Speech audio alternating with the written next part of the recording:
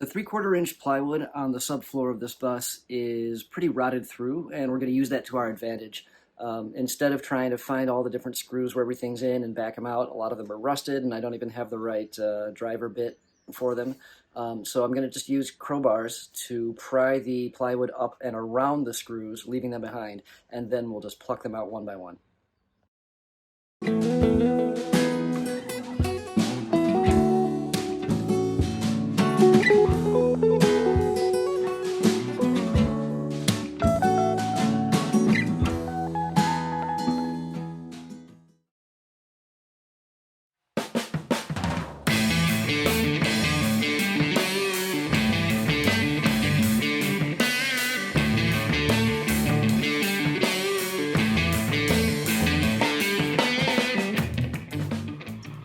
I have my circular saw blade set to a depth that's just a little bit less than 3/4 of an inch,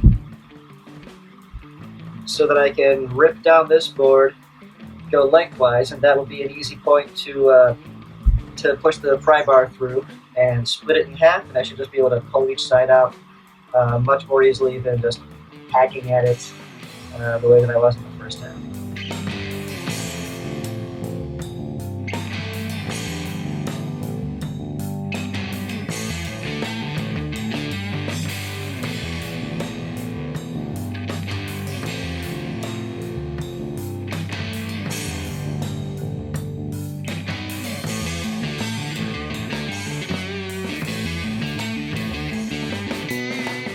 Little trick with rusted screws.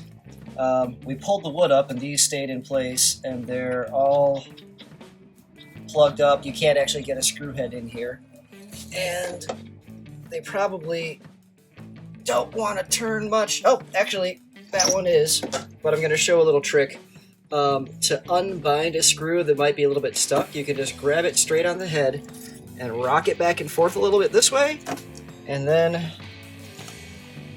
it's actually loose enough to, well, I could almost get that one with my fingers, but you could definitely pull it out like so. What you're doing is you're bending the sheet metal just ever so slightly, and it loosens up the threads and kind of breaks any rust that was stuck.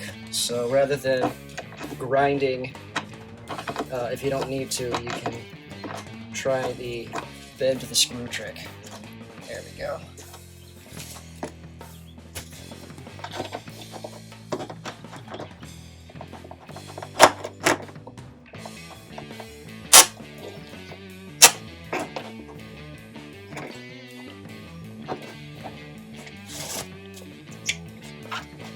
And it's done.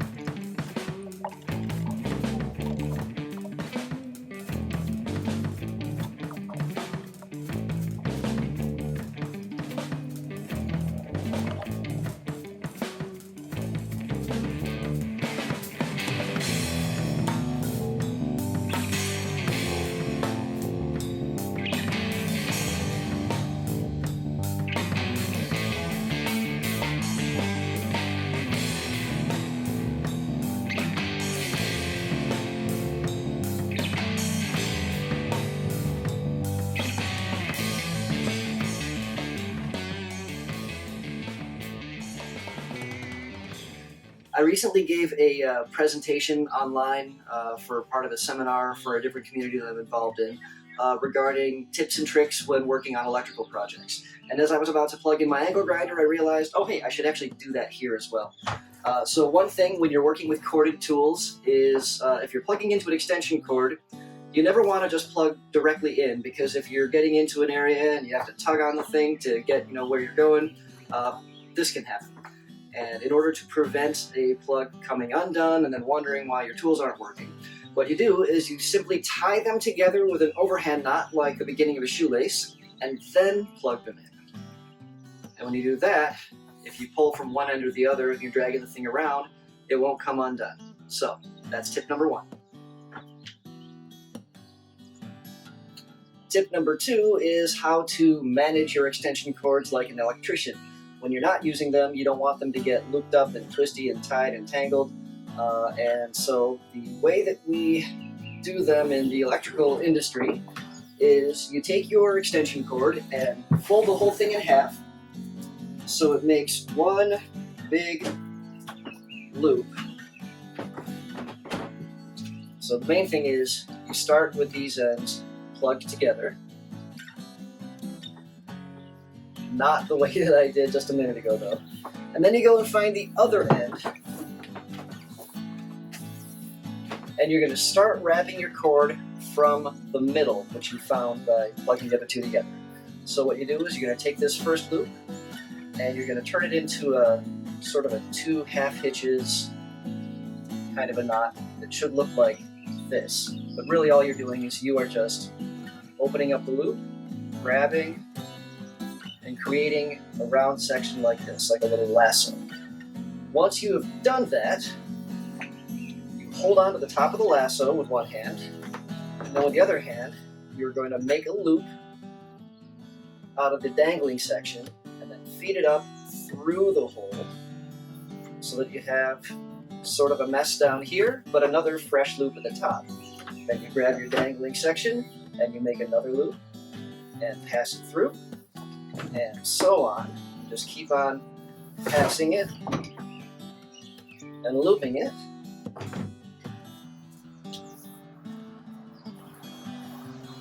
until you get to your last loop, and then pass your plug ends together, and that makes a handy carrying cable or handle for an untangleable cord. Now the coolest thing about this is when it's time to actually use it, all you have to do is pass it back so you have your open loop again, and then you plug one end into the wall, the other end into your device, and as you pull, the whole thing just comes out to the length that you need. No twists, no knots, no problems. I tried to record this last night, but I got a little tongue-tied. I'm going to re-record this because this was just a terrible take.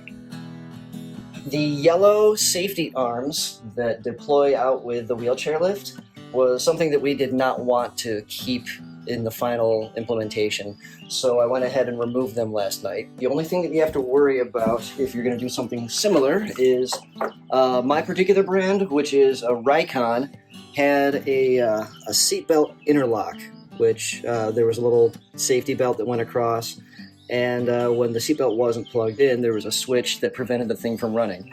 So this was the pair of wires that actually was responsible for that cutoff, and we just drew it back through, pulled the wires out from the arm, and capped them off here so that it always acts like it's closed. However, I can use this again later to have like a little defeater switch. But anyway, in the meantime, this now works despite not having the arms in place, which I'm very excited about.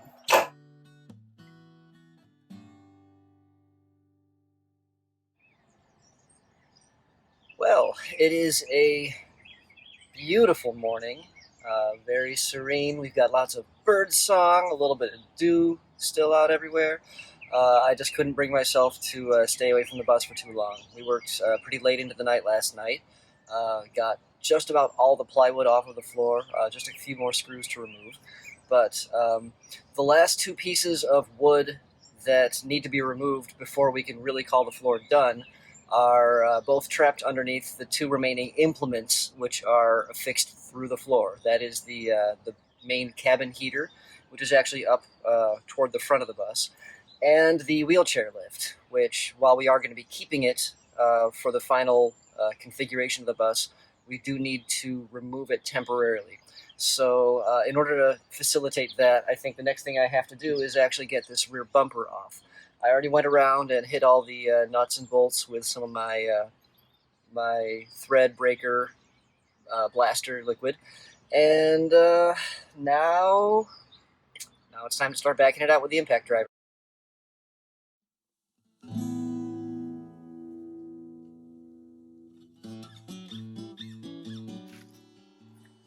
We're going to remove from the sides first, and then hit the rear bolts last, because I think this thing's going to stay in place a little bit more easily. And we'll see how it goes.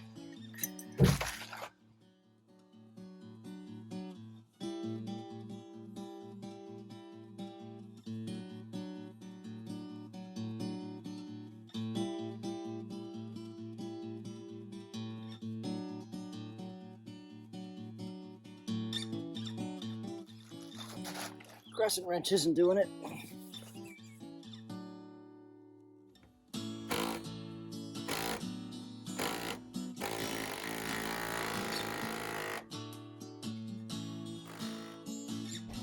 Alright, so I ended up having some trouble getting the rear bumper off. Things were just really bound up and rusted in place, so I hit him with another round of the blaster, and I moved my attention to the heater, which, as you can see, is closer to the front of the bus. This might not be the same for everybody's configuration, but the coolant lines run through the floor and then come forward a little bit in front of my second battery box. And we have our cut-off valves, which hopefully are in frame. I already hit this with the blaster a little bit, and I'm a little concerned because it seems like these might be a bit stuck, and I don't want to torque on them too hard and accidentally break the hose itself.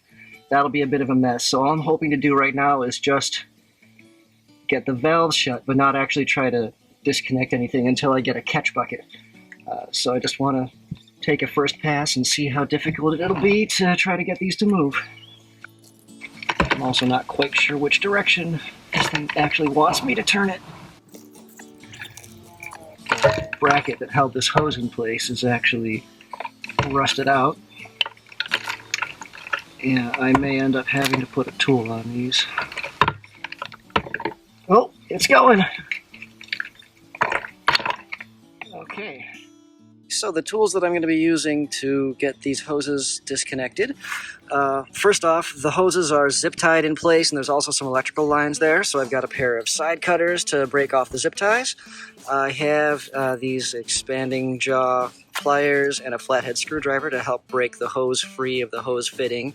And before we get to that point, though, there's the impact driver with a 5/16 socket on it. That's to open up the hose clamps. The 5/16 hex head size is a pretty standard.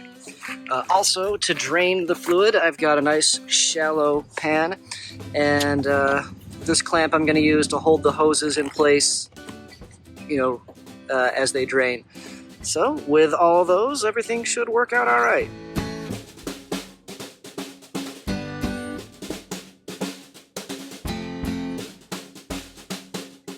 While we're down here, I'm going to mention one of my biggest pet peeves about automotive wiring, and that's that the entire frame of the vehicle is always going to be tied to the negative terminal of the car battery, which in this case we have our second battery for the system, which is used in this case because of the wheelchair lift. But this one is tied into the main battery, so really there are like twin batteries running the engine as well. But anyway, you see this kind of thing a lot. Here's a grounding strap between the main frame and another piece of steel on the outside of the bus. And what they tend to do when wiring electrical, whether you've got like your accessory lights or switches or anything, is they actually use the metal frame of the bus as one of the conductors. So all you'll do is you'll run your positive voltage, a single line, out to whatever device you're trying to power, and then run a second line off of your device and just attach it someplace to the frame. I get that, but I hate that. I come from an industrial control panel building background where you're going to want to ground your panel, any metal parts of it. But when you've got a device that has two wires that are supposed to run to it, you run two wires to it, one to the positive, one to the negative.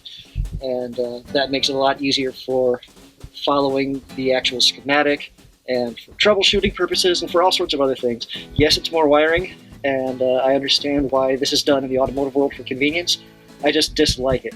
So when we redo the electrical for this bus, I'm not going to be using the frame for any actual current conduction path. What's the word? Just for any of the actual wiring. If something has a 2-wire connection to it, I'm going to run 2 wires to it.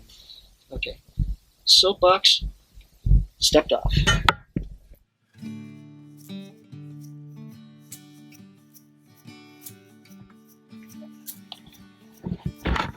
Here's a shot in the dark, but maybe a handy little trick. I have an E10 Torx socket, which is for the star bits. This might actually help me get on the rounded corners.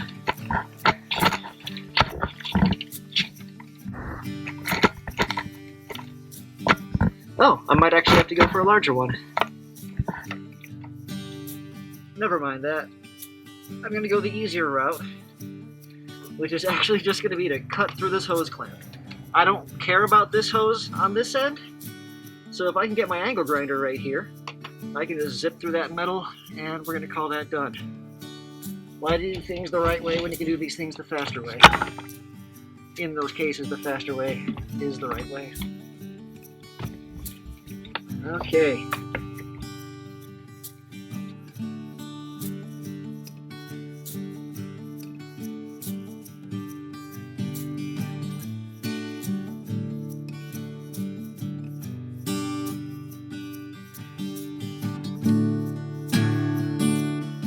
There we are. Drained and ready for the last bit of damage, which is the pass-through.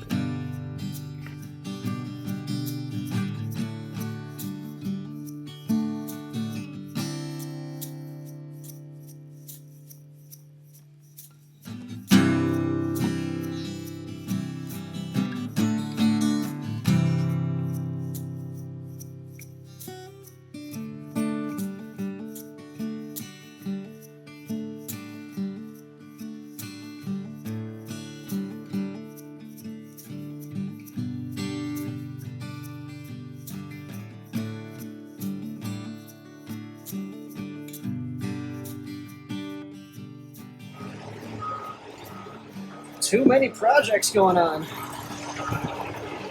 Getting some stone delivered right now. There's always something to keep us busy here at the riverfront. That's what we're calling this place. Because, you know, if you live in a cabin in the woods, you need to have a name.